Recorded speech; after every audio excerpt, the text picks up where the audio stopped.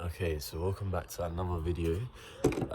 So today we got the Cupra back, Cupra 290, and we're gonna fit some lowering springs to it. So we're gonna do front and rear. We're doing H&R lowering springs. I think it says it's like a 30 or 35 mil drop. This is the biggest drop that I could find online, so let's see if it actually is a big drop or not. I'm actually hoping it is, because right now there's like a 2-finger gap for the front and back. I just want to narrow it down to just one, or like half a finger gap, just to fill out that arch a bit better. But yeah, so we got the springs. The springs actually look leng. They're like a nice bluey color. But yeah, it's nice and early. Sun ain't out, it's just fully cloudy and shit, so hopefully you guys can see enough. But yeah, let me flip the camera around and show you what we're working with, and then yeah, we'll get started. Right, so this is the Cupra in question.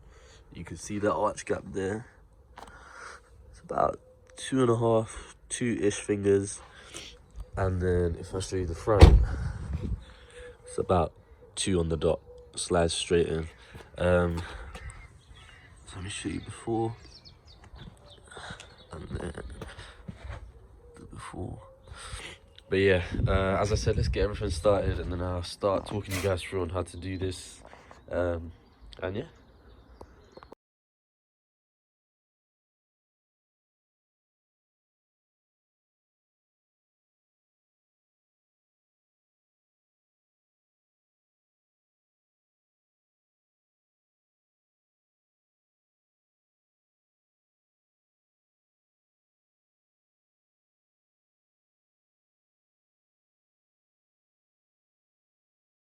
Okay, so now that we got the tire off, I can show you that the rears don't seem to look too hard. It just, so we got the rear shock absorber that we need to remove. So I'll get the bolt size for that on you guys, and then we also got this bolt to remove after that. So once that's out, we can remove this bolt, have a jack underneath supporting it, because obviously the spring's going to be under tension.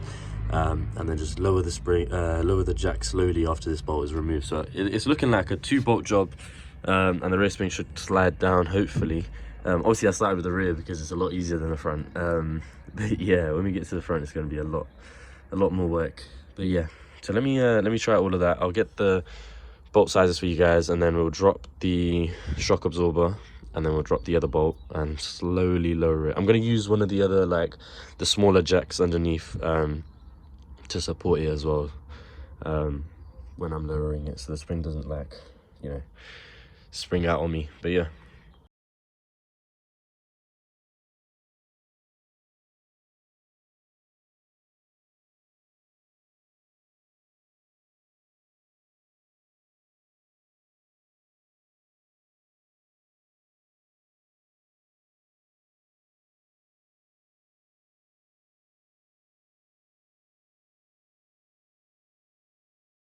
Okay, so they're both 18mm bolts. Best way to do it is to loosen it with that. If you can't loosen it, because I didn't use WD-40 on this side, so I was a bit scared that they might snap. So I just loosened it with standard ratchet spanner, 18mm bolt on the front, and then on the other side, 18mm spanner. Use this side so you don't damage the, if you got one of these, don't damage that side. Use an impact 18mm. Don't hate me for the chrome socket. But yeah, so we got the bolts off either side. I've got that little jack under there as well, which I put supporting it, but we're going to slowly lower that now and see what happens. Hopefully it all drops out. But yeah, let me start doing that and see how it goes.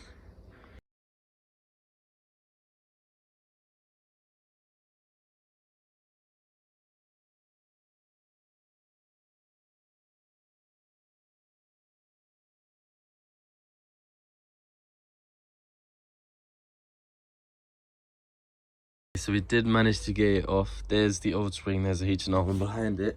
And the reason we couldn't get it off was because there is actually a rear anti-roll bar, which is held on by a 13mm bolt either side. So you just got to remove that and then make sure it's still under tension. And then yeah, just drop it and then it will come off. And then just wiggle this out. And to be fair, they look to be the same height. So I don't know if the drop is going to drop, but I'm assuming obviously once it's under load that this part obviously crunches up. and that's the rest of the spring that you have left. But we're going to transfer over this top mount thing onto the new one and then fit it back up the same way. If you wanted to see what it looks like, there you go, top part. So it's literally just 3 bolts, all of them are there, 2 18mm, 1 13mm, and then you just pull it out. But keep it under load, because otherwise it will just spring out. Even with the sway bar, it was just holding it on, so thankfully I did put it back under load. But yeah, let's put this back in and see how it looks.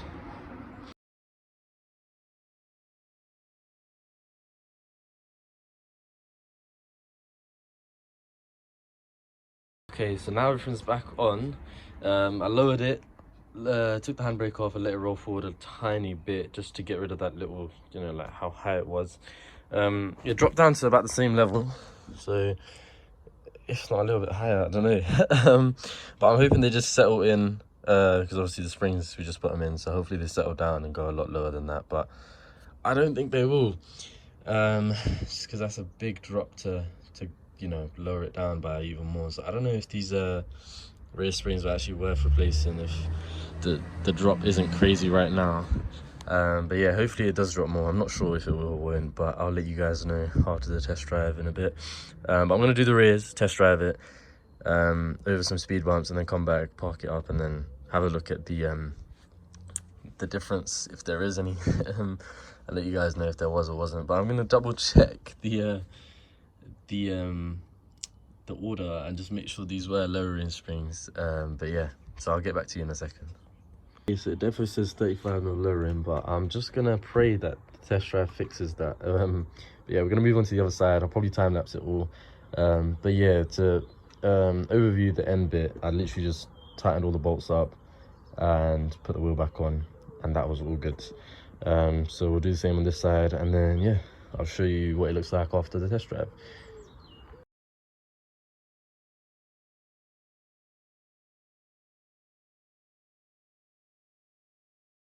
Okay, cool, so the rear are done. It doesn't look lowered right now, but we're gonna go for a little test drive, and then I'm gonna park it up, take pictures of what it looks like, and I'll show you guys if there is a difference or not.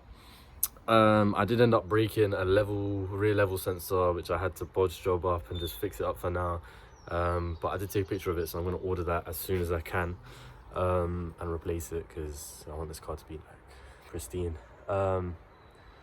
But yeah, other than that, this side was a lot quicker, just because I've never worked on rear springs before, so this is my first time doing that. That's why I just took it a little bit slower, just so I don't mess anything up or like blow the spring up in my face. But it was pretty easy. So as soon as we're done with this, we're gonna move to the front and start doing the fronts, which are gonna be a lot longer. But I have made a video on removing the front shock absorbers, and it's basically the same method, but I've got an easier way to do it this time, which I did mention in the video. I'd make one later on to show you guys an easier way. But yeah, so let's get started, or let's go for that test drive and let me show you what it looks like. Okay guys, so it did in fact work. Let me jump out and show you guys. I'll flip the camera around, but the back is pretty much squatted how I wanted it to be. It is 1 finger gap. Front is like on a nose diff right now, so I'll show you guys what it looks like, but I'm gassed. Like, that looked good. I don't know, we might need some wheel spacers though. We'll see. Maybe wheel spacers, not by much, just by a little bit. But yeah, it looks good. Let me get out and show you. All right, so there we go. That's what she looks like on this side. I'll show you. That's the back and that's the front. Side by side, you can tell that the front is a lot higher, but if we do the actual finger gap check, you can see just 1 finger going in there. You cannot get more than 1, just straight 1. That's it. So let's go back to the house and then pattern the front up and get that on. Okay, so we're back where we started, and we're gonna move on to the front. So let's get the wheel off and then just try and speed through this so we can actually enjoy the car today, because the weather is actually amazing today, which is crazy for UK. But yeah, let's keep it moving as quick as we can. I mentioned right now the finger gap's about 2 and a bit. This side's about 2 right now because where it's parked, but it's on the other side's about 2 and a bit. So let's see what we end up with. Hopefully just 1, but I kind of doubt that on the front, but we'll see.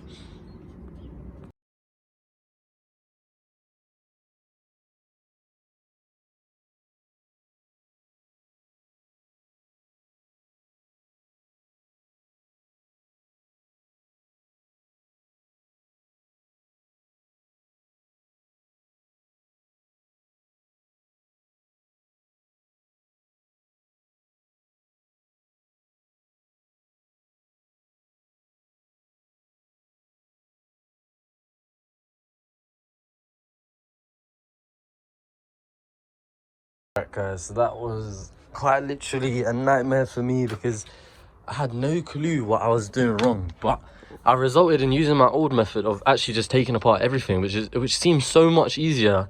But yeah, I did try the new method. It worked on a different car, but on this car there was just no play in that lower control arm, so it just didn't want to slot down so I could take out the shock absorber. So I resulted in just going all out and just taking everything apart, which actually doesn't take that long. So I kind of wish I had just gone my way from the start and done it that way, but it works on other cars. But it's basically where you just take out the shock absorber bolt, the track rod end bolt, the anti-roll bar link, and then you push this the shock down, use a shock spreader and from behind, which looks like this. You can see I've got it mounted already.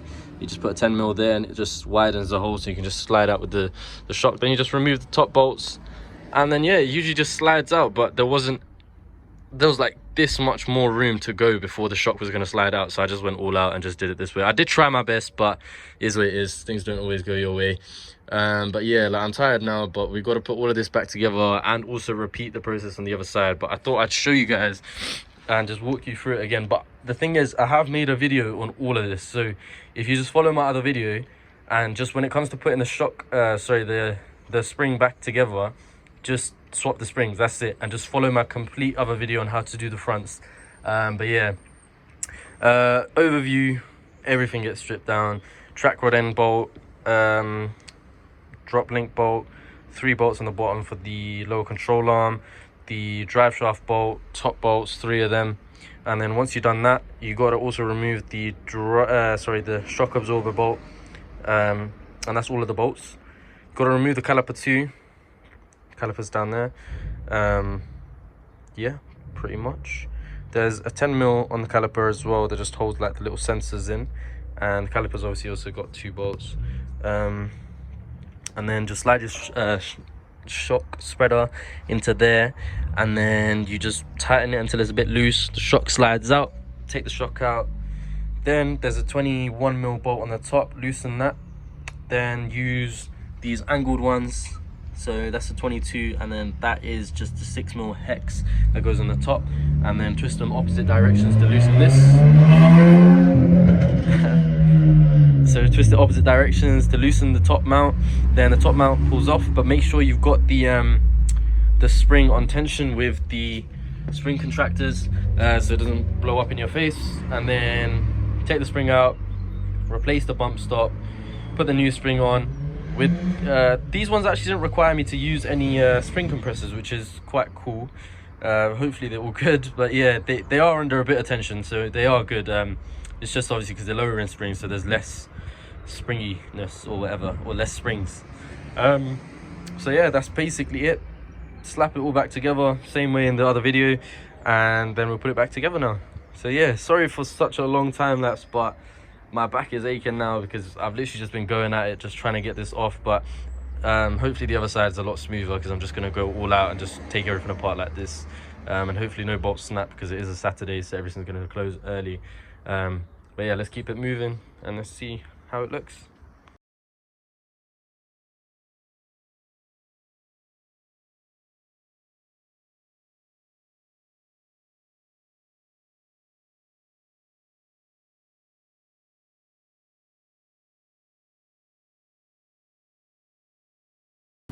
Okay guys, so to finish off the video, we've got the Cupra looking all nice and tidy. I am personally mad gassed about the way it turned out. The fitment looks leng, the front has dropped a lot. I mean, we got this much gap underneath every speed bump with the splitter on it as well. Yeah, I actually did forget to mention, I forgot to make a video on it, but I fitted a whole Maxton design kit to the car. So it's got the rear diffuser, rear lip spoiler, it's got the side skirts and the front splitter as well, which honestly uplifts the car like mad. Like the car is completely different after that, and with the lowering springs as well, it helped with the fitment because the fitment looks on point now. I was gonna think for like wheel spacers, but to be honest, the rear of the car is cambered out quite a bit, just from factory, and the front looks pretty decent. So I might hold back. I might just try a set on there quickly and see if I like it or not. or run it for a little bit and see what it looks like. But obviously I'll record that for you guys too. But let me flip around the camera and show you guys what the car looks like now. But yeah, I can walk through like how to fit the Maxton kit as well, and then I'll just throw that in this video as well, because why not. So yeah, let me flip it around and show you guys. All right, so this is what the car's looking like now. As you can see, the front is literally perfect. I could not want it more perfect than that. Rear's pretty perfect too, but like the car matches so well now. Like everything just looks perfect on it. But yeah, we got the front splitter on it as well, which you guys can see there, looking all lovely down the bottom. And yeah, basically it's the easiest install for this kit ever, because all you got to do is drill a load of self tappers along the bottom for the front splitter, line it up properly. Same thing with the side skirts, just literally line it up, loads of self tappers the whole way through. Same with the rear diffuser, loads of self tappers on the bottom section of the diffuser. But then the thing is, I haven't taken the bumper off yet to fit the Magna plates, which I'll make a video on as well. But when I do that, then I'm gonna have a couple more behind it to basically butt up this gap here a little bit better, because it does come loose quite a bit there. But that's just purely because I haven't bolted it in properly. The splitter comes with factory 3M or Maxton Designs 3M little tape across it, but then I added some, like a really thin layer of Tiger Seal around the whole layer as well, and that is literally solid. So that was an easy install too. But yeah, that's the rear of the car now. Each angle of this car just looks like so good now. And there's the side skirts. Lighting might not be the best for this, but yeah, fitment is good. It's literally just looking like a clean build, to be honest, which is exactly what I was going for. But like, honestly, there's not much more to it for this car other than, you know, like the little things like stage 2. That's just, you know, it's just that. But nah, I'm joking. We're gonna do the exhaust next, hopefully. Gonna get that ordered in, then we got that ready, and then after that, intercooler, cold air intake, and then stage 2 hopefully. But let me flip it around. So like with the exhaust, it's obviously gonna have a sports cat. So to hopefully leave the engine light off, I'm gonna use like an O2 sensor, like elbow. It's a 90-degree angle, just gets less air to the O2 sensor. So hopefully that should keep the EML light, engine management light off, and the car should run decent until I get it tuned. But yeah, we're also doing a res delete, so hopefully it's gonna sound mad nice and mad loud. We're gonna keep the original back box, but I'm definitely gonna get the tips pulled out, so like cut and welded out, or clamped on properly, like welded out, sorry, clamped on a bit further out, just because they're a little bit hidden with the Maxton kit. I am thinking about aftermarket tips, or like bigger oval tips. I want to keep it oval because I feel like they look nice with the car. I'm not sure if I want to though, because I really like the OEM look of the tips, but I feel like they might not be big enough now that the Maxton kit is on there. So I'm just thinking about that. But yeah, let me know what you guys think too. Drop your suggestions of what I should do, and any other mods that you guys want to see to it, let me know, we'll do that. But to be honest, I don't know if there is much more than just basically getting it prepped for stage 2. So yeah, and also let me know where to get a tune from, like the best tuning place that you guys know. There is a couple local to me that I may end up using, but if you guys have any recommendations, that would be amazing. I say you guys, not many of you yet, but hopefully there will be soon. But yeah, so that's the end of the video guys. Take care, and I'll see you guys soon.